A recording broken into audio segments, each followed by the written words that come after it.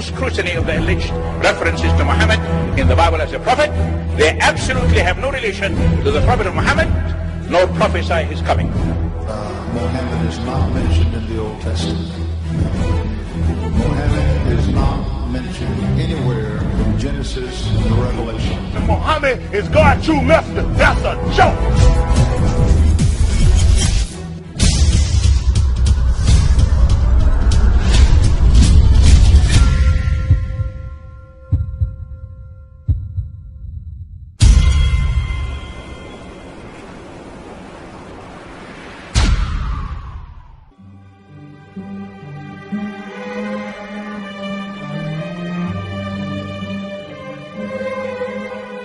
Lo, we inspire thee as we inspired Noah and the prophets after him, as we inspired Abraham and Ishmael and Isaac and Jacob and the tribes, and Jesus and Job and Jonah and Aaron and Solomon, and as we imparted unto David the Psalms.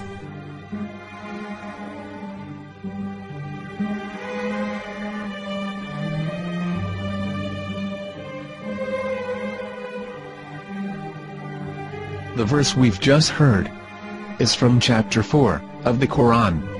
In the verse, God is affirming to humanity that Muhammad is indeed the recipient of a divine guidance, just as Noah, Abraham, and the rest of the prophets.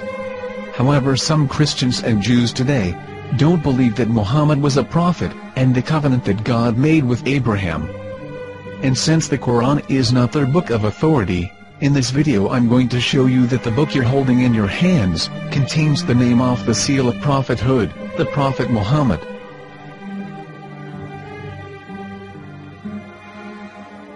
As known, the Old Testament was preserved in the Hebrew language. In the 5th chapter of the Shir HaShirim, which is one of the 5 Megillat or sacred scrolls that are part of the Hebrew Bible, or for short the Song of Solomon, as Christians know it today. That chapter is discussing someone. Jews will say it is discussing Solomon, while Christians will say it is discussing Jesus. Considering this is the Songs of Solomon, it would seem logical that it is discussing Solomon. The verses, describing this mystery man, have the narrator's speech conjugated in the feminine, meaning it is a woman who is describing this man. So it is possible that it is one of Solomon's wives discussing her husband Solomon. However, Christians assert that Jesus is being discussed, and that the chapter is describing a man who was not yet alive at that point. A prophecy.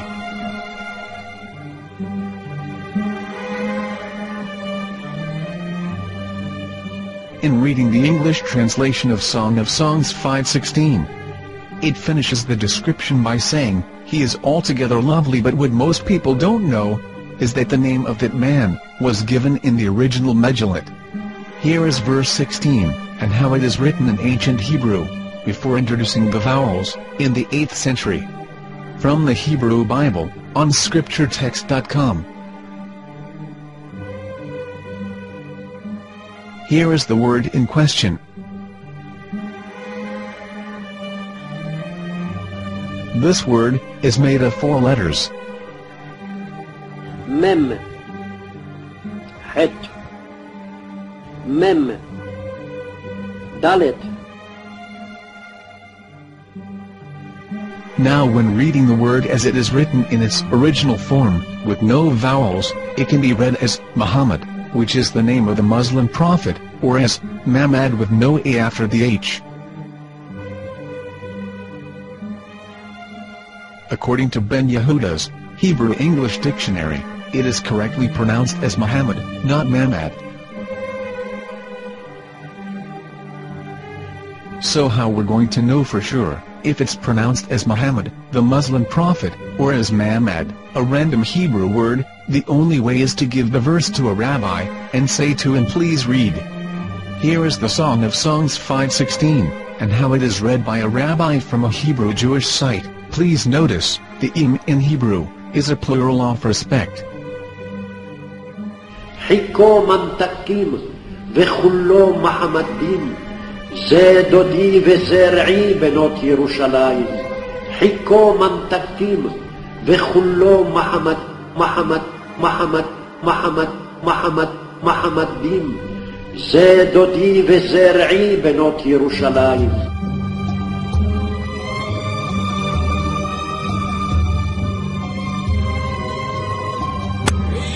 Coming out from the darkness, there are no other gods but God, and Muhammad is his messenger.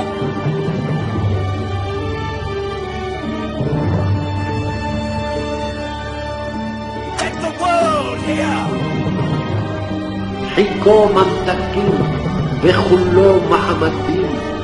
זה דודי וזרעי בנות ירושלים. חיכו ממתקים וכולו מחמד, מחמד, מחמד, מחמד, מחמד, מחמדים. זה דודי וזרעי בנות ירושלים.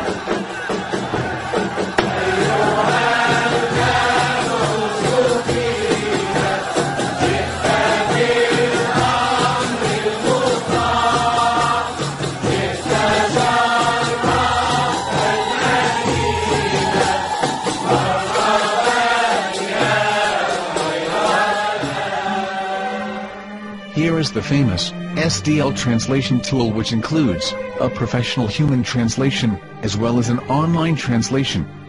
We're going to copy our Hebrew word of the Song of Songs, directly from the Jewish site. It's the same site, where you can hear the rabbi reading the verse in Hebrew. All links are in the description, so, we're going to copy the word and paste it, and ask, please translate. Are they going to translate the meaning of the name of that person? As the Bible translators did. Which is the praised and the lovely one, or are they going to keep the name as it is? Well, see it yourself.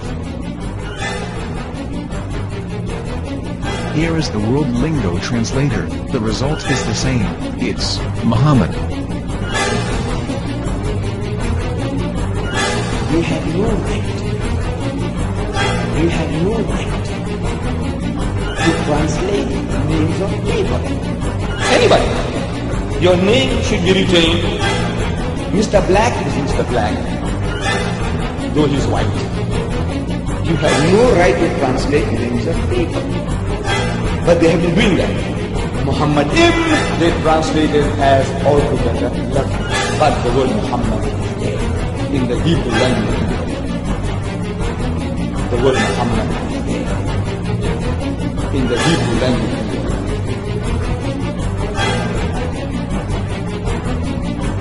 I will tell you a story from my own personal experience. Years ago, I used to spend every Sunday afternoon in a place called Speaker's Corner. And in my years down there, I got to know a Jewish rabbi. He was a very nice man. He used to listen to me, and he was always very polite and talked about Islam in a very nice way. And one day, during one of our conversations, after some years, I thought that it was about time I should invite him to Islam. So I said to him, you know, my friend, we have been talking now for many years, and even you have admitted to me that Muhammad is a prophet. So why then do you not embrace Islam? He said to me, we Jews, we never change our religion. I said, but half of the rabbis of Medina became Muslim. He said, that is true, but still, we Jews never change our religion. I thought, what can I say to him? He looked at me and said, listen to me, my friend. God sent to us a prophet Moses, and we didn't even listen to him. Do you think we're going to listen to another prophet after him? From another tribe? From another people? When he said that, I had nothing left to say. He knew that Muhammad was a prophet. In fact, another rabbi also came up to me and he said to me, we know Muhammad is a prophet, and he quoted to me a passage from the Bible